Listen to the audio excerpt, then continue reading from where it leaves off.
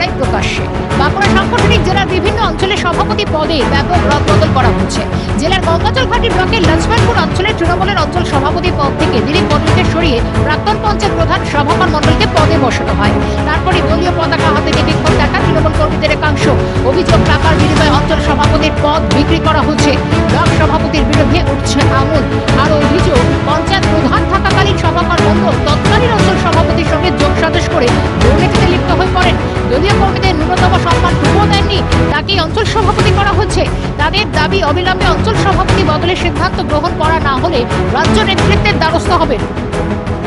বিগত ভোটে, পঞ্চায়েত ভোটে আমাদের সাথে প্রধান নির্ণয়ের সময় বিরোধী শিবিরে দাঁড়িয়েছিল, তাকে অঞ্চল সভাপতি নাম ঘোষণা করাতে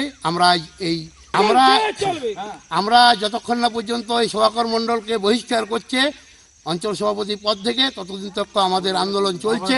আমরা এইটা বৃহত্তর দিকে যাব। আমরা দরকার হলে ডিস্ট্রিক্টের কাছে আমরা যাব, সমস্ত অঞ্চল। আমরা দরকার হলে মমতা ব্যানার্জির কাছ তক যাব।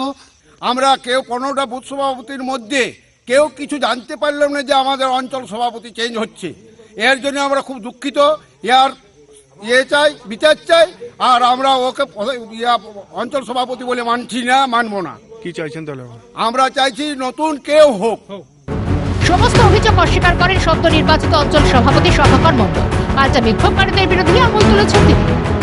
এটা সম্পূর্ণই একটা মিথ্যা কথা। এরা হচ্ছে আমাদের অ্যান্টি তৃণমূল।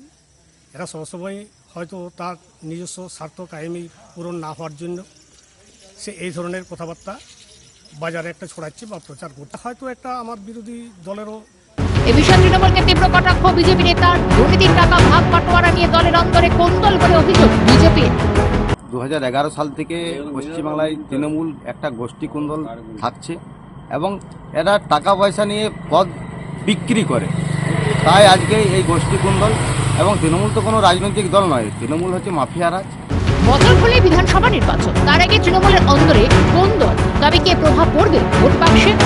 বাঁকুড়া থেকে সরব রায় রিপোর্ট।